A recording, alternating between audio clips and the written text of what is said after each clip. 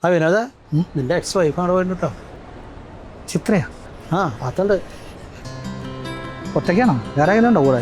ആ ഒറ്റയ്ക്കുള്ളൂ, വേറെ ആരും കണ്ടില്ല. ഇല്ലേ? എന്നാൽ പിന്നെ ഒന്ന് കണ്ടേക്കാം.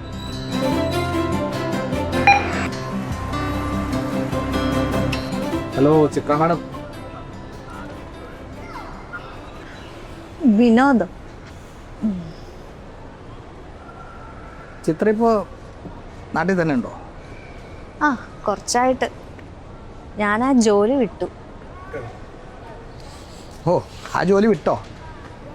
അത് കളക്കി. ലൈഫൊക്കെ എങ്ങനെ പോകുന്നു? ആ, 1 വർഷമായില്ലേ നമ്മൾ ഡൈവേഴ്സായിട്ട്. ഇപ്പോൾ ലൈഫ് സെറ്റാണ്. ഇപ്പോൾ ഒരു ടെൻഷനും ഇല്ല, മൊത്തം ഫ്രീയാണ്.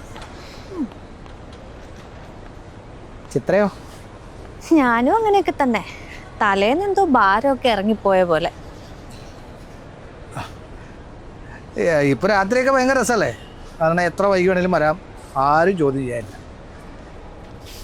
അതെ, ഇപ്പൊ ടി വി ഒക്കെ കണ്ടു കഴിഞ്ഞാൽ റിമോട്ട് എവിടെ വേണേലും വലിച്ചെറിയാം, ആരും വഴക്ക് പറയാനില്ല.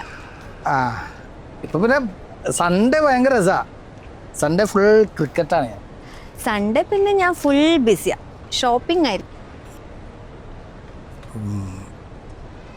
എനിക്ക് ഇപ്പോൾ ആലോചനകളൊക്കെ വന്നിട്ടുണ്ടേ. എന്താ താ ചിരിക്കണത്? അത് പിന്നെ ഞാൻ ഓരോ കാര്യങ്ങളൊക്കെ ആലോചിച്ചപ്പോഴേ.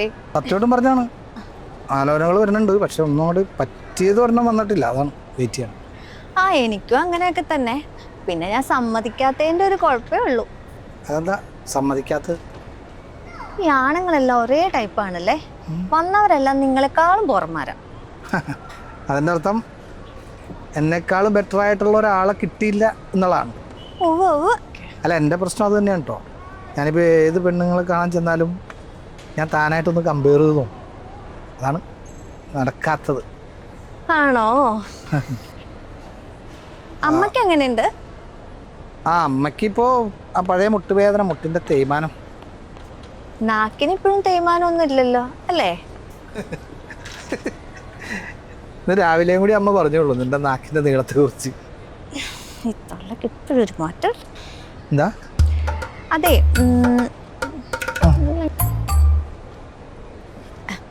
ഒന്നുമില്ല.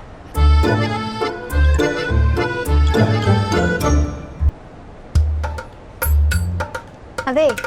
ആ, എന്നെയാണോ? അല്ലല്ല. എന്ത്? അതെ, പണ്ട് നമ്മുടെ വീട്ടിൽ ഗസ്റ്റ് ഒക്കെ വരുമ്പോ ഒരു സ്പെഷ്യൽ ചിക്കൻ കറി ഉണ്ടാക്കൂലായിരുന്നോ വിനുവേട്ടൻ? ആര്? വിനോദ്. ആ, അതെ. അതെങ്ങനെയായിരുന്നു അത്ര സോഫ്റ്റ് ആയിട്ട് കിട്ടുക? ഓ, അതെന്താണെന്ന് വെച്ചിട്ടുണ്ടെങ്കിലേ നമ്മൾ ഈ ചിക്കനൊക്കെ കഴുകിയിട്ട് കുറച്ച് നേരം ബട്ടർ മിൽക്കിലിട്ട് വെച്ചാൽ മതി, സോഫ്റ്റ് ആയിക്കോളും. അതൊക്കെ ഞാൻ ചെയ്തു, പക്ഷെ ശരിയാവില്ല. അതെന്താണോ, നമ്മൾ എന്ത് കറി ഉണ്ടാക്കിയാലേ അതിലെന്തൊക്കെ മസാല ചേർത്താലും എന്തൊക്കെ രുചിക്കൂട്ടുകൾ ചേർത്താലും നമ്മൾ അതിനകത്തൊരല്പം സ്നേഹം കൂടി ചേർക്കും, എന്നാലേ ടേസ്റ്റ് ഉണ്ടാവും. അപ്പൊ ഞാനതൊന്നും ചെയ്തില്ല എന്നാണോ? ആ സ്നേഹം ചേർത്തില്ലെന്നല്ല, സ്നേഹം കൂടിപ്പോയി കഴിഞ്ഞിട്ടുണ്ടല്ലോ ഭയങ്കര അപകടം.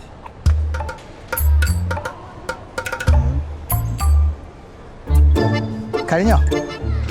ആ, ആവശ്യത്തിനായി. നേരത്തെ ഇങ്ങനെ ആയിരുന്നല്ലോ, എല്ലാം വലിച്ചു വാരി എടുക്കാറുമല്ലോ. ഇപ്പോഴാ ഓരോ സാധനത്തിന്റെയും വില മനസ്സിലായത്. എനിക്ക് പിന്നെ വിലയൊക്കെ നേരത്തെ അറിയാമായിരുന്നു. വില അറിഞ്ഞിട്ടും കാര്യമൊന്നുമില്ല, അതെങ്ങനെ കൈകാര്യം ചെയ്യണമെന്നും കൂടെ അറിയണമല്ലോ.